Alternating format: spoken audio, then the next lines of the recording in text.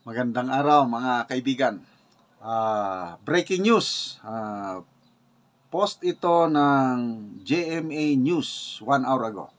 Sabi dito, National Bureau of Investigation inirekomendang kasuhan si Vice President Sara Duterte dahil sa umano'y pagbabanta kay Pangulong Bongbong Marcos. NBI Director Santiago, ito ang pahayag, we have finally recommended the filing of inciting to sedition and grave threat against the Vice President. So, via John Consulta, DZBB, GMA Integrated News. Okay. So, tignan natin, people who reacted. Anong reaksyon ng mga tao itong balitang ito? 23,000 people who reacted, 20,000 tumatawa. What does that mean? Wala lang, sige lang, bring it on, kibit balikat, no worries, di ba ganon? And then 2,800 lang ang nag-like. Yung pabor, like nila eh. Tama, kasuhan nyo yan. Yung 20,000, kung si BP Sara, impeachment nga. Impeachment, tinatawanan lang ni BP Sara, mas masakit pang maiwanan ng jowa kaysa yan. Ito pang kasong ganito. Diba lately, yung police na medical officer ba yun? Kinasuhan. Okay. So, piskalya lang muna, file ng complaint sa piskalya. Binasura ng piskalya. Ano ngayon? Sinong napaya? So, ito, NBI ito, no? Rekomenda. I don't know kung paano. Sino kaya ang complainant? NBI ba? So, kung NBI, ang complainant, kasi recommend. Sino ang ano? Somebody must stand as complainant. Kagaya doon sa police, yung nakalimutan ko yung police lieutenant colonel, complainant. So, sino ang magiging complainant laban kay BP Sara? So, yan, hindi ba? So, proseso ito is, i-file nila yung complaint sa piskalya. Then, hintayin natin ang fiscal, evaluate, ayan, isosobpuena na nila si BP Sara para mag-submit na ng kanyang counter affidavit. And then, proseso hanggang mag-resolution ng piskalya kung i-indict, kung may probable cause ba, iakyat ba sa korte o wala. Ganyan lang po. Kaya ito, bring it on. Ang tanong, biglang tahimik ng issue na ito kasi November yung nag-press conference si BP Sara na yung may alleged death threat. So, December, pinatawag si BP Sara sa NBI headquarters, di siya nagpunta. And then after that, tumahimik na. Bakit biglang kinasuhan? May kinalaman kaya ito? Tanong lang ito opinion ko lang, tanong. May kinalaman kaya doon sa pagsampa ng petition sa Supreme Court, yung kine-question yung blank item sa BICAM? May kinalaman ba doon sa isinambang kaso ni Congressman Alvarez, Citizens Crime Watch, laban kay Speaker Martin Romualdez, Dalipi, Co, Stella Kimbo, and John Dos, kaugnay sa blank items pa rin? May kinalaman ba? Tanong lang. Hindi natin alam. Ganyan talaga sa politika, may mga bigla-bigla ang pangyayari. Kaya, again, bring it on. Kung si BP Sara pa ang inyong paistoryahon, bring it on. Hindi ako takot dyan. Magbasa lang muna tayo sa mga comments. Shifokato Kashikikoketa. Parang Chinese, ano ito. Dahil kinasuhan sina House Speaker Romualdez, Saldico, Dalipi, Kimbo, kakasuhan din si BP Sara para ilihis ang isyo sa Bicam Mafia. Yun yung tanong ko kanina.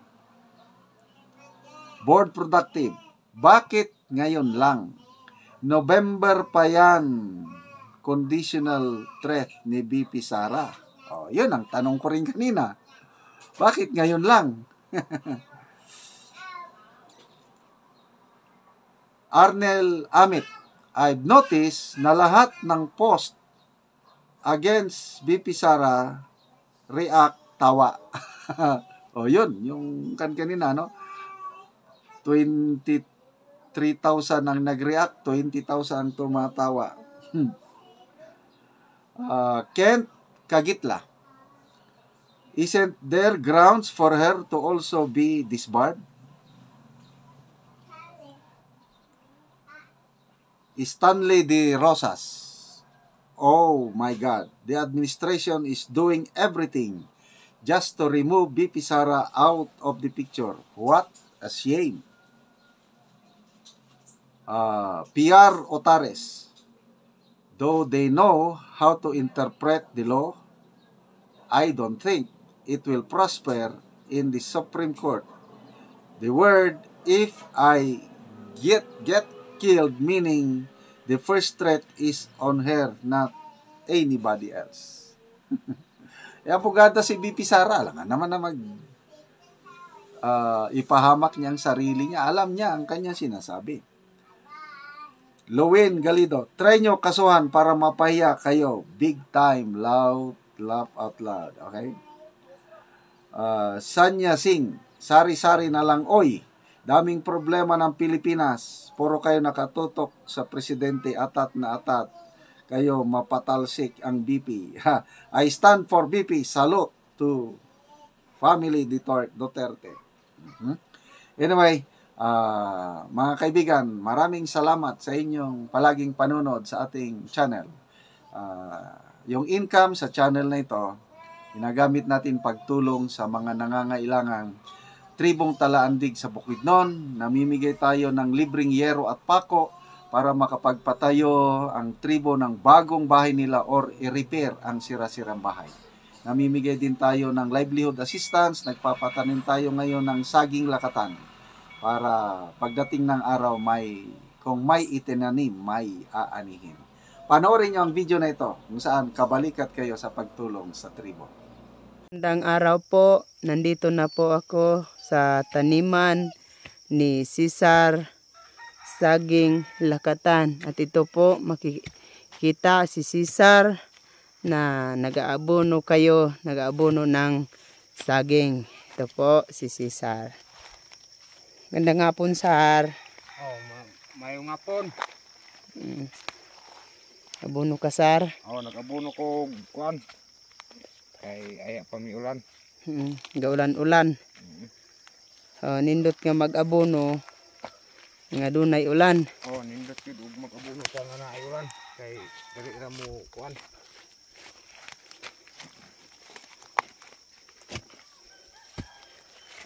Dito matunaw. Dito ra matunaw.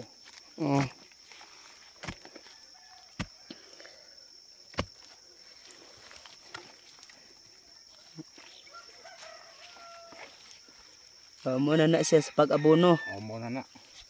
Isulod sa bangag. Duha ka bangag. Pila ganit ni tanan, Sar, imong tinanom nga saging lakatan? 240. 240? Oo.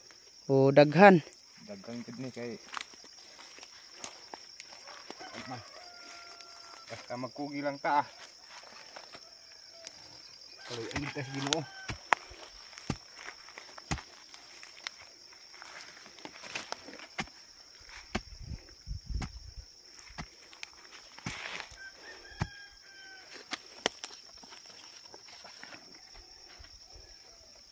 Sa isa ka bulan, Sar, kapila ka ani mag-abono? Sa isa ka bulan? Kaduha. Kaduha.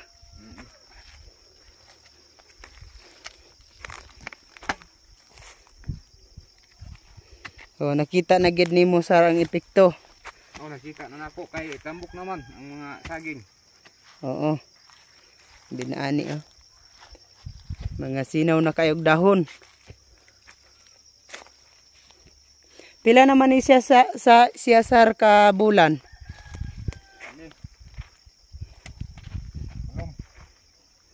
Unom na ka bulan. Oh, hapit na gyud maka-harvest. Kagyod. Lagi. Unsa man imong istorya sa bahin sa padayon, sa pag-abuno, sa pagsuporta sa mga tanom, o sa uban pa nga magamit di sa saging. Salamat ko sa kanunay nga nagtanaw sa YouTube nga padayon ang ilang pag suporta sa amo og abono. Daghang gid ko siya pasalamat labi na sa Ginoo nga na ay igamit dire nga maoy makatabang sa amo among kalisod. Labi na karon kung nanay unod sa among lakatan di na gid mi magkalisod. Kay dagan-dagan na ni akong tinanom. Magkugi lang. O magkugi lang yun. Sige, salamat.